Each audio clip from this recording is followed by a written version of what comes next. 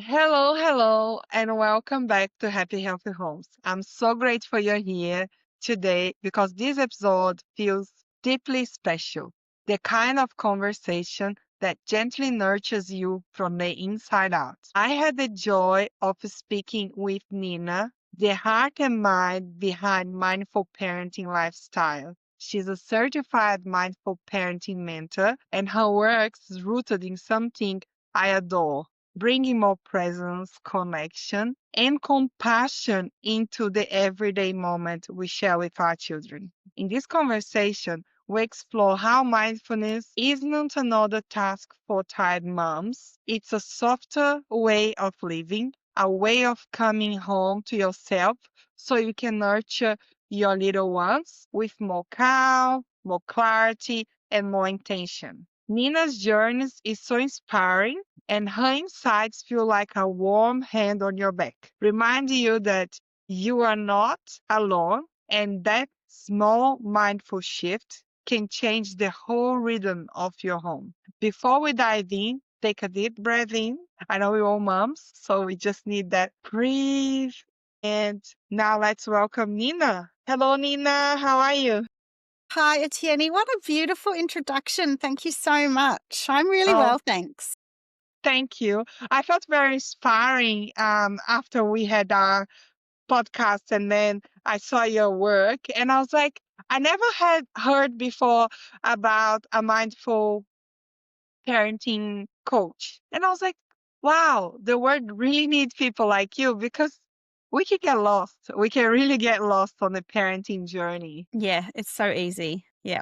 I would love to start with your story. What led you to become a certified mindful parenting coach? So I have three little boys and they were born quite close together. So I had a newborn and a 1.5 and a 3.5 year old. And I was just finding life super hard. I felt like I was grumpy all the time. I was angry all the time. Little things used to make me cross. And I knew that something had to change. So I looked around, I listened to podcasts, and I found a mindful parenting coach based in the US and I signed up to her mindful parenting course. And it absolutely changed my life. I learned about meditation. I learned about communication skills. I learned about self compassion. And then I got the opportunity to learn from her how to teach other parents these same skills. She ran a course. It was in the US. It was 11 o'clock every night, every Thursday for 4 months. So I used to have to get up in the middle of the night, train for 2 hours. And I wanted to become certified because I knew that I wanted a job that helped people. And as soon as this opportunity came up, I was like, wow, yes, that is what I have to do. And so I did her program and then I started my business, bringing the program and the mindful parenting into Australia. Wow, that's amazing, Not correct? the first. I believe there's about 3 or 4 of us, but I'm the only one that I know of in WA, and I know of 2 others in Melbourne, but one of the very first in Australia. Yeah. And what a dedication. I know how hard it is when you're trying to do something with kids and also like the US time. I did Yeah. interview for some podcasts with professionals in the US and the timing is a bit crazy, isn't It's it? it's nuts, and I really enjoyed the training, but even just the fact that I had to get up in the middle of the night when I already had, like, a newborn at home. I think he was 1 by then, but still waking up in the night, so I'd be in the middle of a session and I'd hear him waking up to go and bring him back to him and feed him while I was doing my sessions in the middle of the night. Like, it was crazy, but it was very much worthwhile, and I'm really grateful that I got that opportunity. I'm Yeah. so happy you found your passion. This is really Yeah. good story because even today there is a group I am on Facebook and this mom was just saying she's losing it and how hard it is because they demand from us all day and all night. There's no break for a real break Yeah. for And it's something that we don't get trained in parenting. We do courses about how to be pregnant, like we learn about the things about pregnancy, we do courses about giving birth, but we very rarely do the courses about parenting afterwards, long-term parenting. We do how to breastfeed and that kind of thing. And I think just being aware that there's a different way to do it, that we don't have to repeat the patterns from our parents, we don't have to raise kids the way that we were parented because there's a lot of research now about this different approach, this kind of gentle, conscious, mindful, whatever you want to call it. And not knowing that that's available, I think, is sad. And I think we need to really spread the word and give mums another option, another path, so that they can actually enjoy being a parent, because these are wonderful years. We just have to know how to navigate them with more grace for ourselves, I guess. I know. I think so as well. And it's such a hard time on your life as well, because what I feel is like you just gave birth to this beautiful little human, but then your body hormones is already driving you nuts. Yeah, And you they still do. need to deal with so much. And it's like sad that this information is not out there more for people to understand there is a way of doing things different. Yeah. And you're made to feel that you need to be grateful for every single moment, that, other parents haven't had this opportunity, or women haven't had this opportunity. And so you're never allowed to say a bad thing about it. You're never allowed to say that it's hard. But even just the freedom to say, this is a really bad day. I'm having a bad day and it's okay, but it's really hard. And so just admitting that and sharing it, but then knowing that that doesn't define you. It doesn't make you a bad mum. It doesn't make you a bad person. It just means that what your day's like. And I think that's another piece that isn't talked about enough. I know, and I completely agree.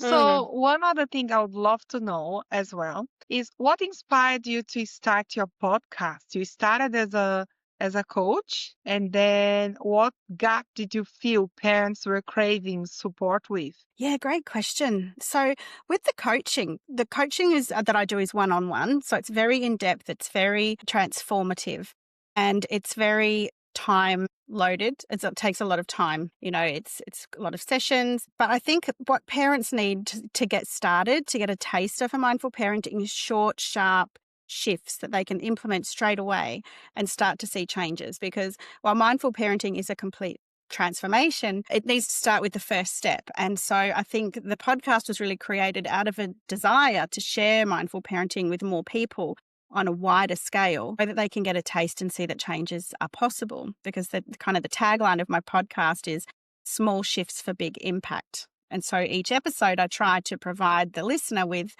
something that they can do today that is going to make a difference today, not something that they have to sign up for, and wait 6 months for some kind of transformation to happen. So that's really the driving force behind it, just short, sharp episodes with short, sharp shifts that they can make to spread the word, get more people involved.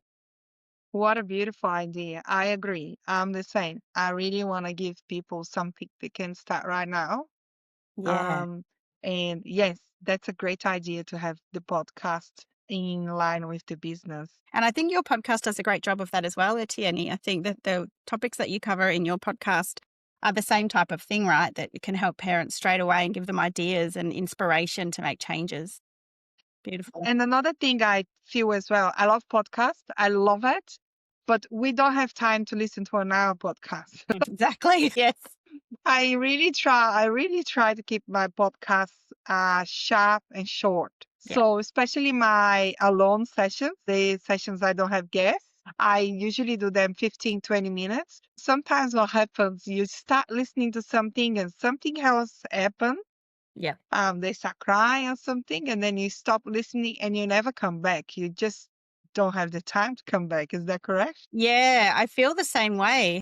If I want to listen to a podcast and it's an hour long, I kind of think, oh, is it worth it? Am I going to be able to listen to it? Because even though we know theoretically that we can listen to it in 3 or 4 goes, it's not quite the same as doing it in one go. So yeah, I agree. My podcast episodes are quite short as well, because that's where our target is mums, right? And mums are busy. Mums don't have time to faff around. So let's get it done.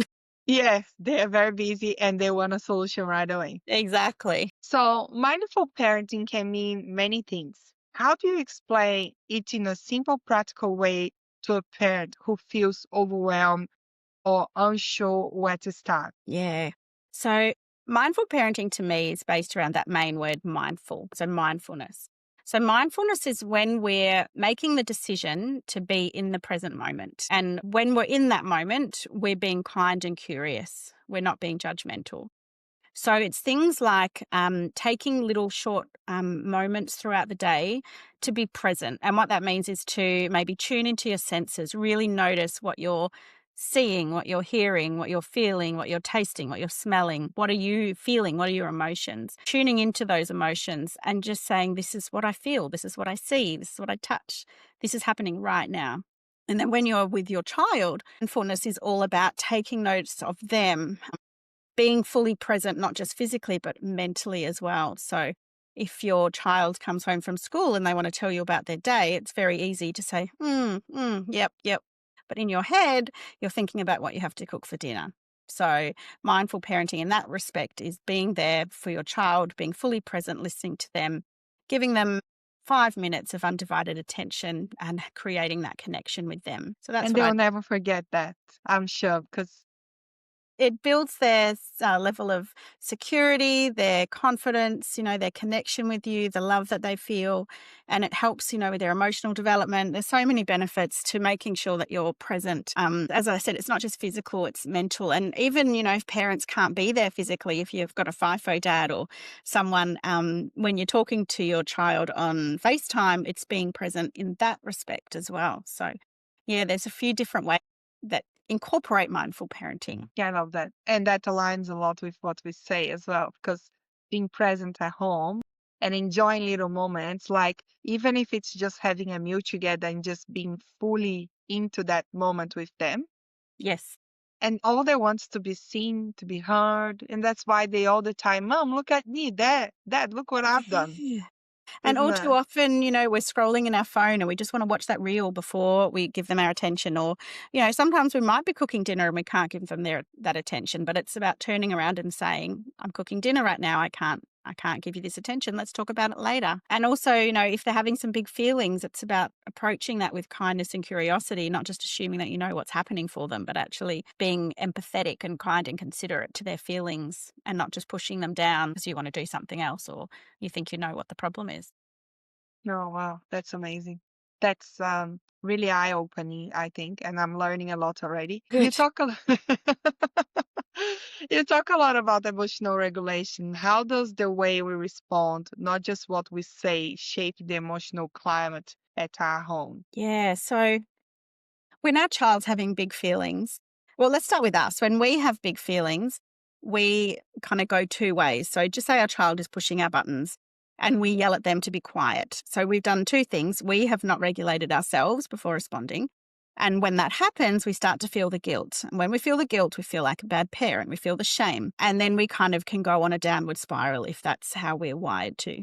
Our children learn that if they show their big emotions, it makes us cross. And so then they are less likely to, as they develop, maybe not when they're toddlers, but as they develop, they're less likely to feel comfortable to share how they're feeling with us. And for me, the kind of the long game is that by the time our kids are teenagers, they trust us so that we can be an influence on them choosing better choices. Because if we just use power on our kids when they're young and say, stop crying, what are you doing? Go to your room. That kind of level of respect and I guess the influence that we have on them at that time, we're bigger, we can get them to do what we want. But as they get older, we want them to come to us if they have a challenge. That makes sense. So Yes, makes in total terms of sense. we're teaching them by us regulating ourselves before responding to them, we're role modeling to them to be able to manage their emotions, but also we're accepting their emotions. We're allowing them to feel big emotions if they need to and showing them that every feeling is valid because we're humans and we were designed that way.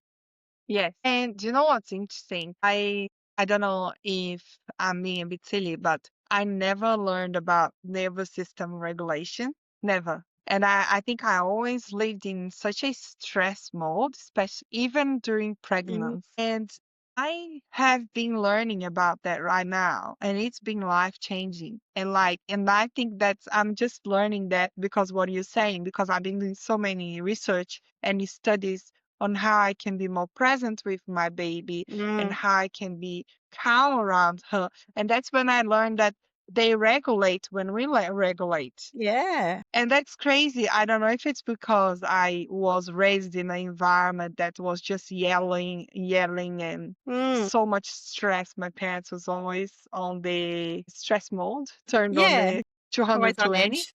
And and then I thought that was probably normal to be on the go, go, go all the time. Mm, That's how you're supposed to be. You need to be doing things all the time.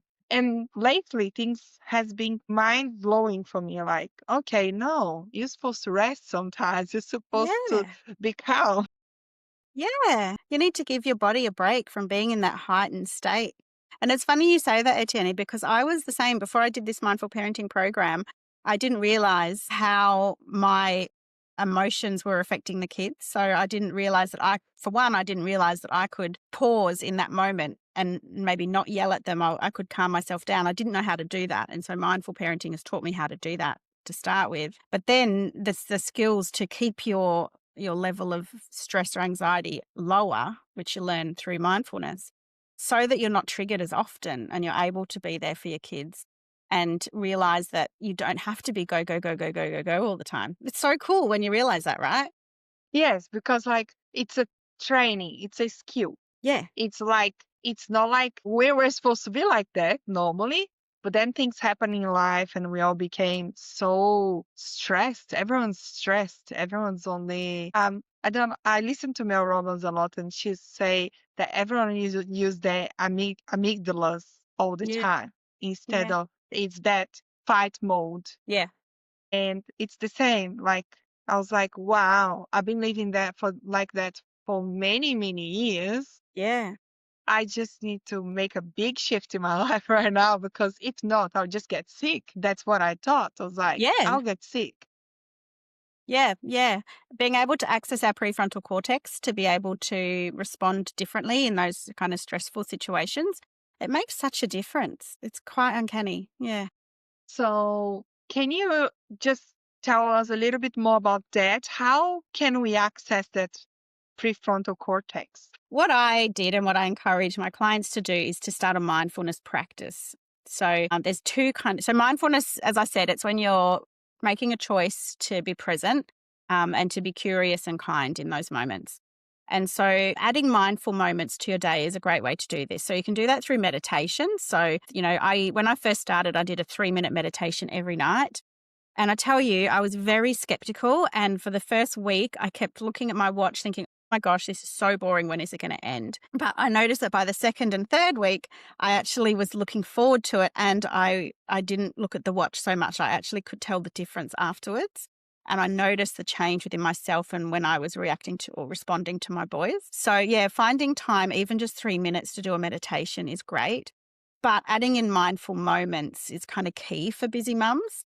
So we don't want to add too much extra stuff to our plate because we're already busy, but it's taking the time to slow down in some points throughout the day and then tune into those senses or your emotions. So it might be when you're washing the dishes, just washing the first 3 dishes really mindfully. So tuning into what can I smell? What does the soap smell like?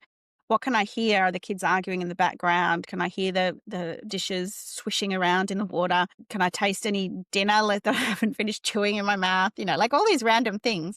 And tuning into those while you're washing the dishes.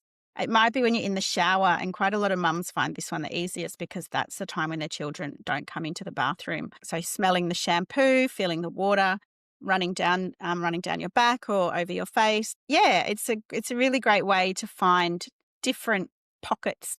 So even if you just identify 1 or 2 and put something to remind you, so a Post-it note on the mirror for when you're putting on your moisturizer in the morning, or when you're washing your hands after you've been to the loo, or if you're nursing your child and you just sit there and you just watch her or him, you just look at her face and look at her eyes going open and closed and her little mouth opening and looking at her hair.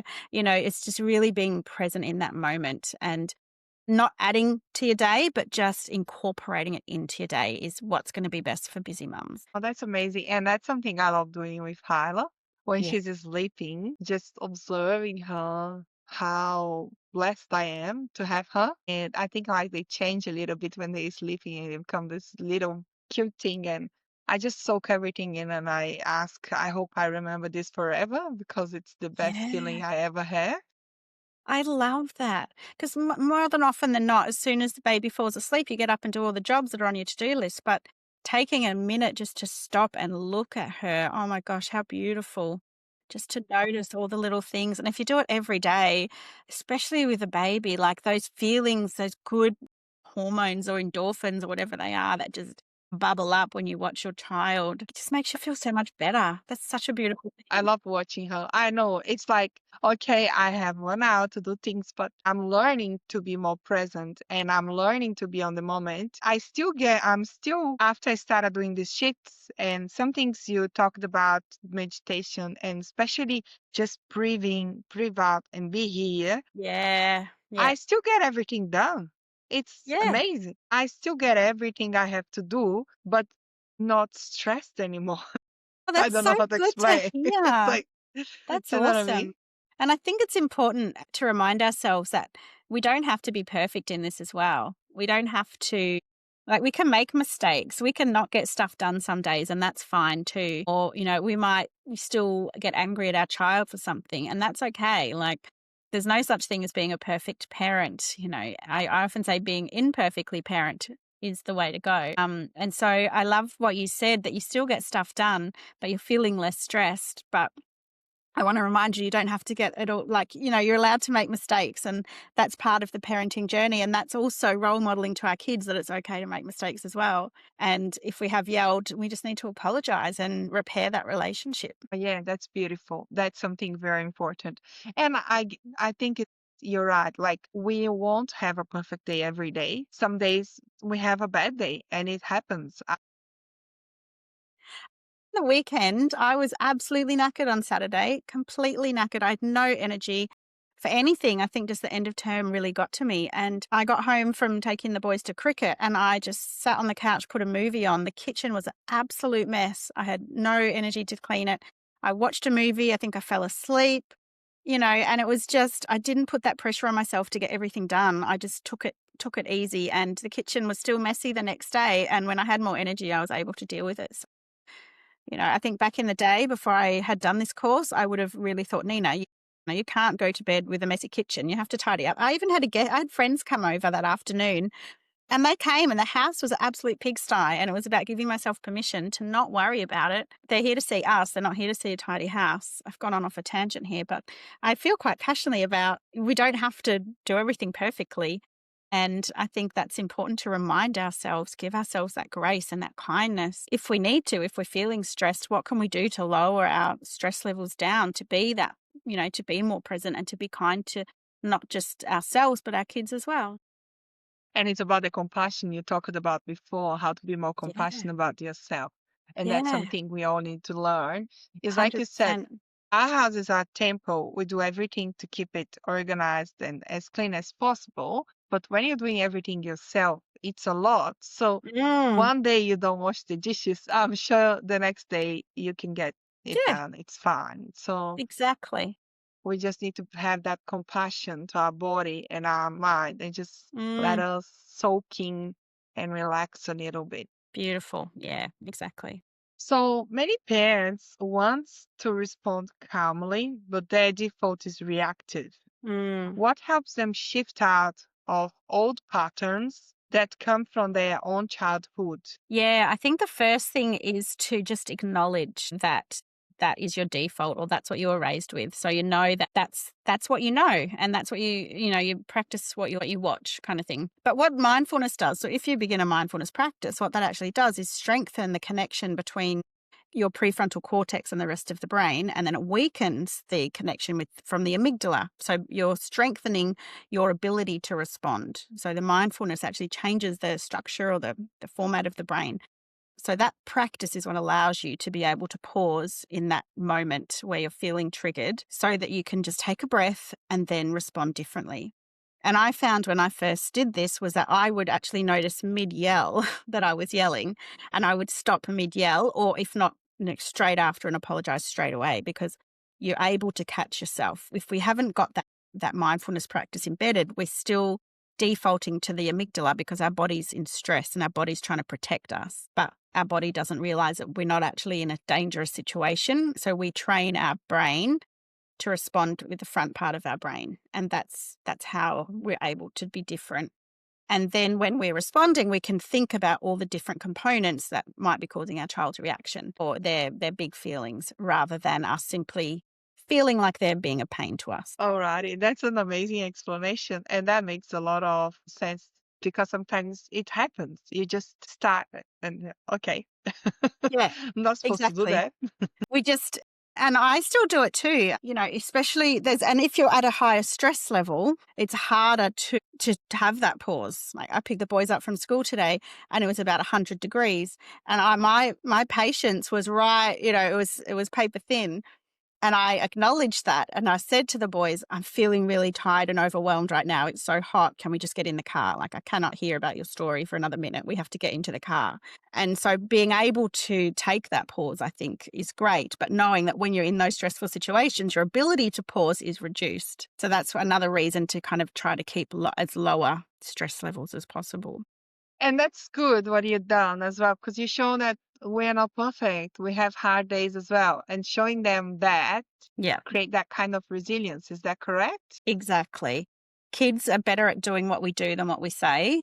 So we can tell them 100 times not to press the red button, but if we press the red button, they're going to want to do it. So, yeah, showing them that it's okay to make mistakes. It's okay to yell if you get angry as long as you repair afterwards. It's okay to stop and take a deep breath in the middle of a stressful moment. It's okay to do these things. That's how we're going to teach them resilience and teach them about emotional intelligence and things like that. Yeah. Oh, well, I'm laughing because my daughter, she has really big eyes, really big, and it's very cute. And she is always looking at me like crazy. It's like she doesn't stop absorbing anything and Yeah. observing things. And even my husband was like, "Oh man, she is always watching." I was like, "Yes, she is. Everything we do, she's watching. She's like a little sponge, absorbing Soaking it all everything." in. So I used to hear people saying that, but I never lived that. And I was like, wow, I better watch myself because she's watching me 24/7. Yeah, that's right. So when they get into toddler years and they hear you swear and then they start to swear and then you're like, "Oh, yeah, this is true." They do copy what we do. Alrighty. So if parents were to begin with just one or two mindful practice, what would you recommend? I think the first one would be to have a think about your day, think about something that you do regularly every day, and do that action or that activity mindfully. So I said a few examples like having a shower, brushing your teeth, washing the dishes, feeding your child, whatever that is, put something around you to remind yourself to do it. And then just pick a sense hearing, seeing. I said them all. I always forget them. Pick a sense and just focus on that sense for a minute and then 2 minutes. And then for as long as it takes you to do the task and just build your mindfulness muscle up slowly. You don't have to jump into doing an hour-long meditation every night. That's not realistic. And then once you feel comfortable with that, then maybe try a guided meditation. You can do audio body scans. There's some great apps that you can get where you can listen to meditation, so you don't have to sit in silence. You'll be guided through, what to think, what to focus on. And I think that's probably a great way too. Just 3 minutes, 4 minutes, 5 minutes, just to get started and try to do it at least 5, 6 times a week. I used to do mine as soon as I got into bed every night, and I found that worked for my system.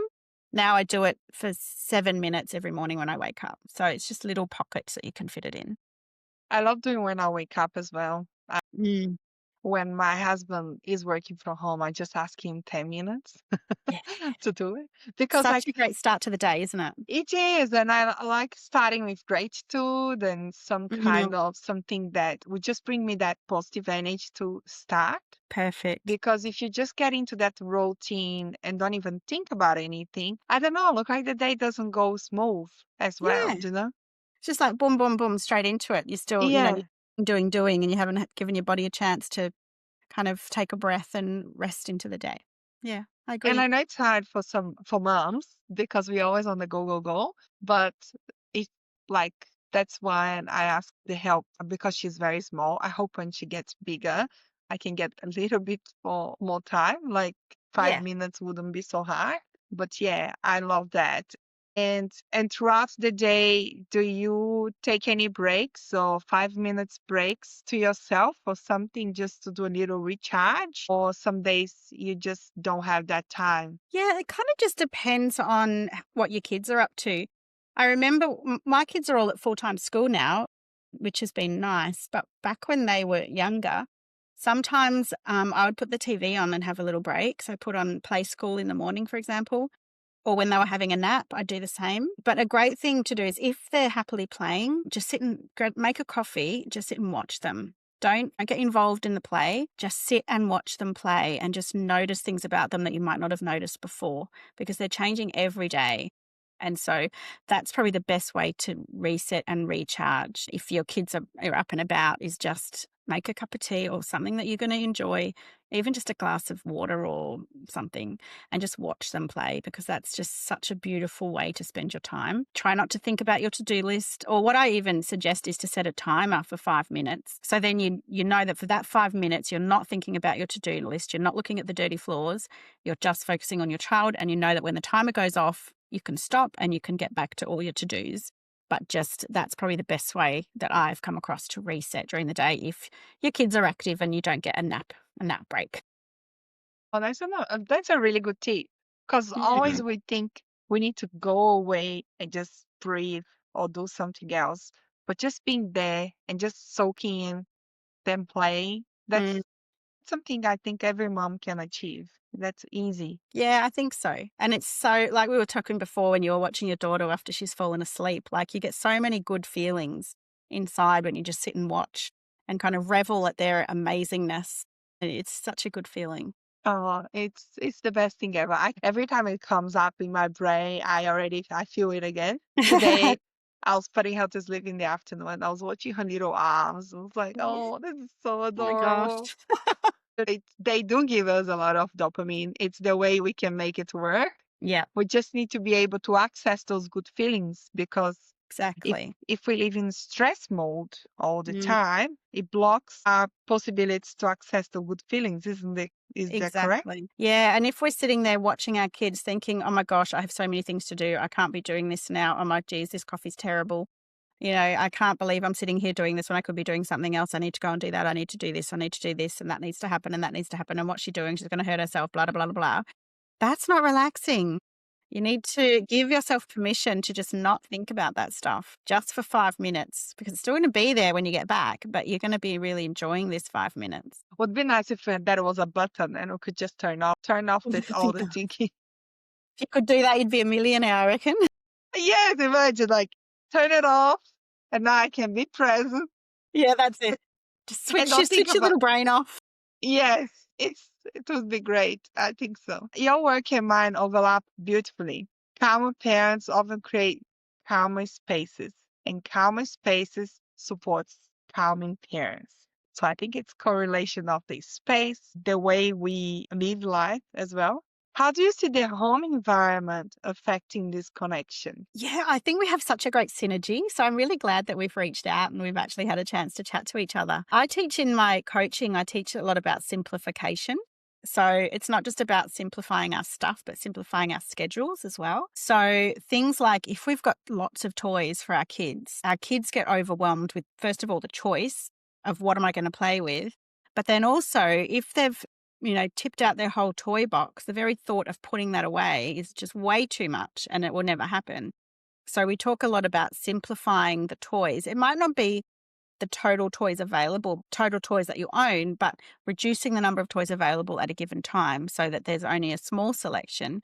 So even if the kids get out every single toy, it's only a matter of putting 3 or 4 things back on the shelf to tidy up. So that's a big thing. And because I think with parents, if our kids have lots of toys and they're not quite ready or they don't quite put it away, the stress that we start to feel from having stuff all over the floor, especially when you get to the Lego age, it's a lot. And then expecting our kids to tidy all that up when we haven't really sorted out, where does it go? Where can we put it? And then that is a whole nother tension on the relationship because you're expecting them to tidy up, but they maybe don't know where to put it or where it goes or how to do that. And so, yeah, that really has an effect on the stress. And I definitely notice that in my family, we've got a cupboard that is locked and we just get toys out randomly.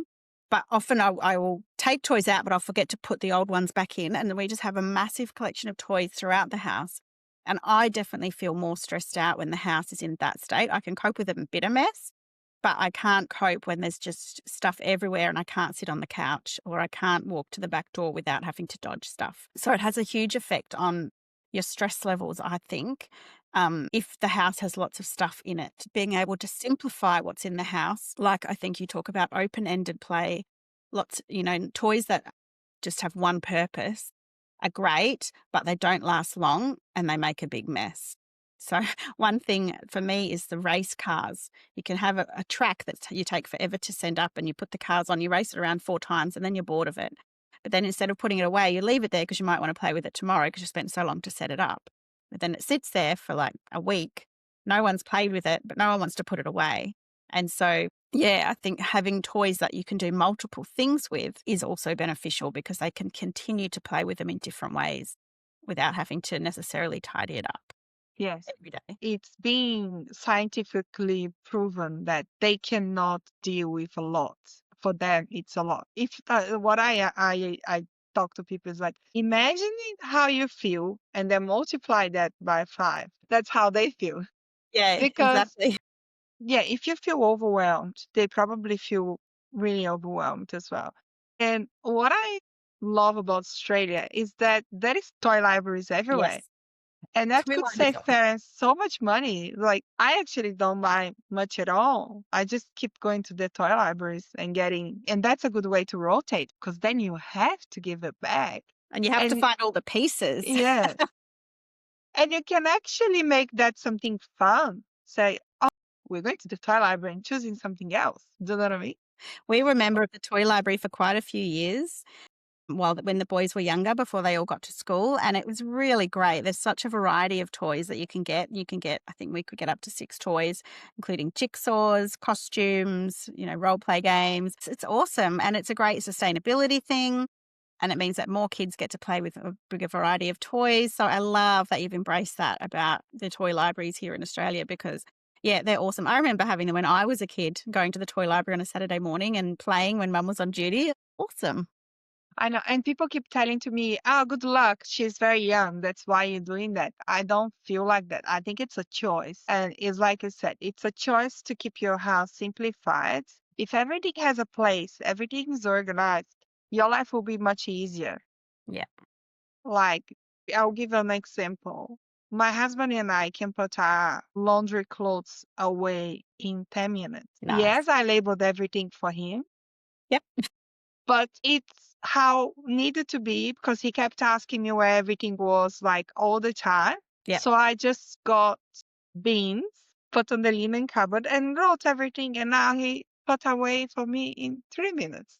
I So love that. if it's going to save time and stress between the couple Yeah. and make you more present to do other things, Yeah, important things, just do it. exactly. I read a great book about simplification. I can't think of the name of it, but it was by Rebecca Crawford, I think her name is. And she said that like simplification or living a simplified life, it isn't about a house that's always tidy, but a house that's easily tidied. And I think that's a really great distinction. If everything has a place, it's easy to tidy up. But if we're not clear about where things go, that's when the confusion sets in and that's when people don't want to do stuff and when things get, put on the junk table, which I have or my kids have got all their school stuff coming home from school and they haven't figured out where to put all their maths books and their science books and everything. So it's all making a big mess and it's starting to bring my tension up because it doesn't have a place yet. And so if everything has a place, it's a lot easier. Yeah, and that's what I say. I believe it's impossible to keep the house impeccable, but if everything is organized and like has a place to go, it's so easy because it becomes automatic for both, for the husband, for the kids, and for you. And And then if you your don't have to kids think see you about. putting stuff away regularly, it's that role modeling piece again. They will see you doing it and they will know where it goes and they can put it away. Yeah, Yes, and that's a easy way for you to teach them. If it's always on the same place, it's exactly. routine for them, so it's easy. And eventually, you mentioned, you label the tubs and stuff, and when they can read, that'll be great for them too. So whatever we could do to make it easier for everyone in the family, it's going to be amazing. So a tip I give on my book for people with toys and for kids, for their independence, is always good to have things on their height Yeah, and make the house a bit more kid friendly. great. So a thing you can do is you can go on Canva and print some labels, like for example, clothes. You just print some pants and t-shirts and things like that. Yes. And For example, Lego, you just print the Lego and put on the box or even the colors, and then you just stick on everything Yeah. and they'll know where things go because they can't read, but they can see the pictures. Great idea. Canva's made things so much easier, hasn't it? I love Canva. Rather than It's the drawing best. little T-shirts and little pieces of Lego, we can just go to Canva and it does it for us. Does it? What would you say for the parents that's trying so hard, but still ends the day feeling guilty or drained? I'd say to that parent, you are not alone. You are not alone, and this is hard.